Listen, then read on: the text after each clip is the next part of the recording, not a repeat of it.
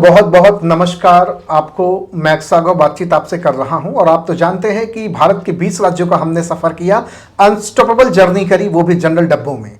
और आज भारत के बहुत सारे लोग हम पे हंसी और मजाक उड़ाते हैं, वो मुझे पसंद है, बहुत अच्छा लगता है। थैंक यू सो मच आप सबको। और आज मैं मौजूद हूं ग्रेटर नोएडा में। नारी शक्ति का सम्मान आप सब जानते हैं, सदियों से होता चला आ रहा है और मैं भी इसी नारी शक्ति को प्रणाम करता हूं।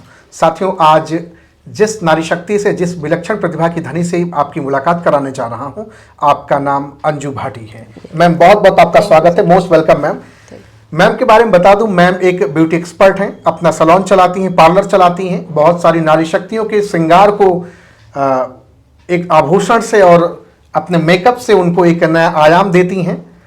मैम, मेरा पहला सवाल आपसे होगा, चेहरे पे आपके मुस्कान है और एनर्जेटिक हैं आप, नेटवर्क मार्केटिंग को आपने क्यों करना शुरू कर दिया? आपको ये डर नहीं लगा कि मेरे बिजनेस पे प्रभाव पड़ जाएगा? आपको ये डर नहीं लगा मेरा सैलून का शटर बंद हो जाएगा, लोग मेरे यहाँ आना बंद कर देंगे? जी जी सर, थैंक यू। मैं थैंक यू आपका भी करती हूँ और थैंक यू मैं अपने राहुल दोसा जी का भी करती हूँ, जो मैं इस लायक समझी और मैं यहाँ तक आई हूँ। तो सर, आप बिल्कुल सही कह रहे हो, क्योंकि मेरी जब शादी हुई थी तो मैं अपने बताऊँ, दादाजी को 35 साल प्रधानी निभाई थी, तो मैं पढ़ी ज़्यादा नहीं थी। तो मेरे बाबा का और पिताजी का कहना यही था कि लड़की को भीतर रखो, मतलब ज़्यादा पढ़ाओ मत, शादी करने हम ही तो जाएंगे। हाँ जी। तो मेरा ये था कि मैं अच्छी पढ़ी लिखी हूँ तो मैं अच्छे घूमूँ, बहुत मेरा एंजॉय ये था कि मैं घर में किचन में खाना वाना नहीं बनाऊँ।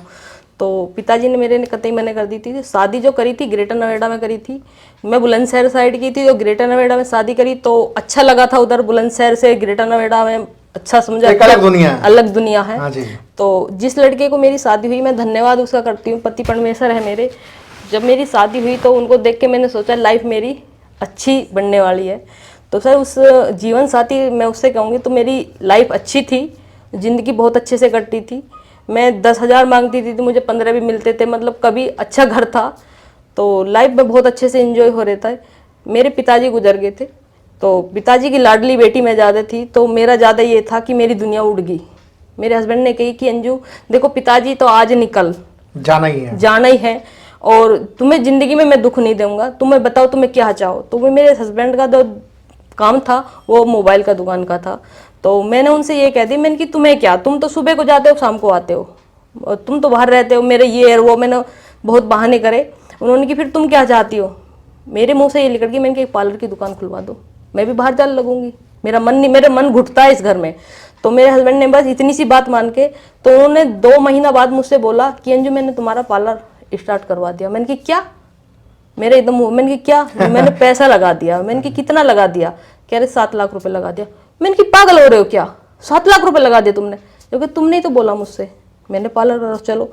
तो मैंने जब नियाने से जब मैं पार्लर देखने को आई तो अच्छी सोसाइटी में, मतलब अच्छे पार्लर देखा तो पार्लर बहुत शानदार था। मैंने सोचा अरे अंजू तुझे क्या करना, तुझे बैठना ही तो है। आज दिल से कह रही हूँ सर, मुझसे पार्लर नहीं आता था चलाना जी। मैंने थ्रेडिंग भी नहीं, मुझसे ये नहीं आता था कि आज कैसे काम होएगा। मैं ये सोचा कोई बात नहीं, तुमने 7 लाख रुपए मेरी जेब से थोड़ी गया, हस्बैंड की जेब से गया है, मैं बैठ के ही तो चलाऊंगी। उन्होंने 2 लड़की छोड़ दी और काम चलता रहा, कोई दिक्कत नहीं। जो आवे कह रही मैडम से बनाओ, तो मैडम पे आवे तो मैडम बनावे भी। मैडम पे कुछ आता नहीं। मैंने कहा नहीं तुम बनाओ, वो ऐसे काम करती थी। एक दिन ऐसा हुआ कि एक करवा चौथ होता है लड़की का, लेडीसन का, तो कोई पड़ोस में उसको मुझे पता लगी कि इस पे पार्लर वाली पे पार्लर चलाना नहीं आता, मतलब आता ही नहीं, कुछ जब आता ही नहीं तो आता ही नहीं है मुझ पे। तो उन्होंने की सैलरी बढ़ा दो। मैं उसे 10,000 देती थी, उसने की 15,000 दे दो। मैंने कि 2 दिन तो करवा चौथ के रह रहे हैं। जो कह रहे नहीं जी सैलरी बढ़ा दो। मैंने कि क्यों? साल में बढ़ते हैं ना सैलरी, तो तुम्हारे साल में बढ़ाऊंगी। जो कह नहीं जी मुझे करना नहीं। मुझे गुस्सा, थोड़ी मैं एटीट्यूड में ज़्यादा रहती थी, अपनी गुजर वजर। मैंने कहा तो हटाओ लग को। हाँ जी। मैंने कहा तुम हटाओ लग को। मेरे हस्बैंड ने बोला क्यों हटा क्यों रही है? अब तो पार्लर का सीजन आ रहा है, अब तो करवा चौथ आ रही है, 5,000 ही तो दे दे पड़ेगा। मैंने कि 1 भी नहीं देना। क्योंकि क्यों ऐसे क्यों कर रही? मैंने कि नहीं देना तो नहीं देना। मेरे हस्बैंड ने की तो तुम ही देख लो। वो गुस्से में चले गए दुकान छोड़ के। हमने धागा लिया, हमने की हम ही करेंगे। हमने 3 दिन में 80,000 रुपये कमाया जी। क्या बात है। तो अपने आपे को जब हमने काम किया तो हमें एटीट्यूड आ गया। मैंने कि हमसे तो कोई है ही नहीं। हाँ जी। जब हम पे नहीं आता तो हम पे कोई नहीं था। और किसी लड़की ने, जब हम उसका काम कर रहे थे, किसी ने मेरा नंबर लिया, कह रहे थे मैडम हमें तुम्हें कुछ काम बताना कोई पार्ट टाइम बिजनेस है। मैंने कि ये कौन सा बिजनेस है कोई पार्ट टाइम बिजनेस? उसने आए के बताया, मैं शुक्रिया करती हूँ उनका, आज वो नहीं है जिन्होंने मुझे पार्लर बताया नेटवर्क मार्केटिंग के बारे में। और राहुल दौसा जी को देखा मैंने कि हो, जब हमारे गुरुदेव हमारे कर सकते हैं तो मैं क्यों नहीं कर सकती। बस सर यही देखा, फिर शायद धीरे धीरे ये तो देखा एक बात, वो हाथ का दस्तकार है, ये बोलने का काम है। क्या बात है, काम किया जा सकता है, काम किया जा सकता है। मैं घूमने फिरने में ज्यादा शौक थी, पार्लर में ये था कि मैं दुनिया को चमका रही थी और शटर खोलती थी, बनती थी, पैसा आता था।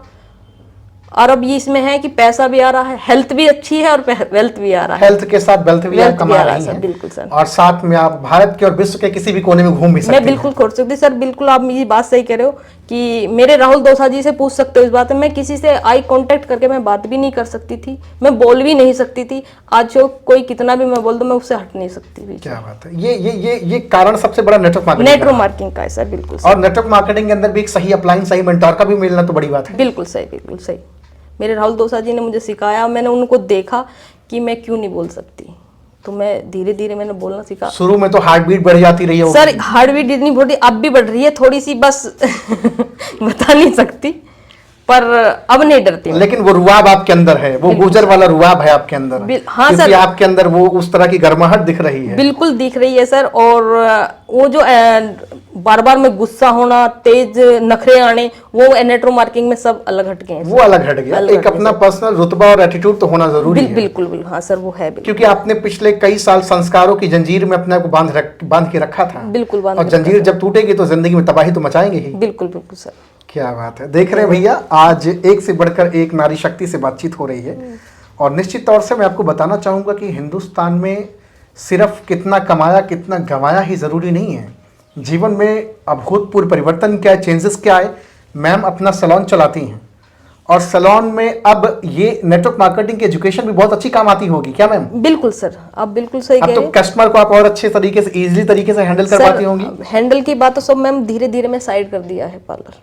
मैं फुल टाइम नेटवर्क मार्केटिंग, क्योंकि उससे बड़ा अब आपको यहाँ दिखना शुरू हो गया। बिल्कुल दिखना शुरू होगा सर। उसे मेरा जी घुटन लगा कि शटर पूरा टाइम देना पड़ता है सर।